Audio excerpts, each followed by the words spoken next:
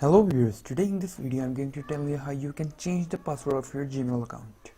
Open Google Chrome, search here Gmail, click here, now sign in your account.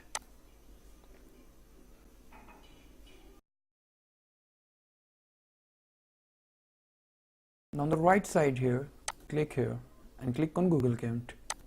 Now click here on signing in to Google. You can see here password. Click here. Now enter your first password to verify. Now it will verify by sending a message to the number given. Click on send. Now enter the code here you received. And now enter your new password here. Now confirm your new password and click on change password. Now you can see here your password was changed. That's how you change your Gmail password.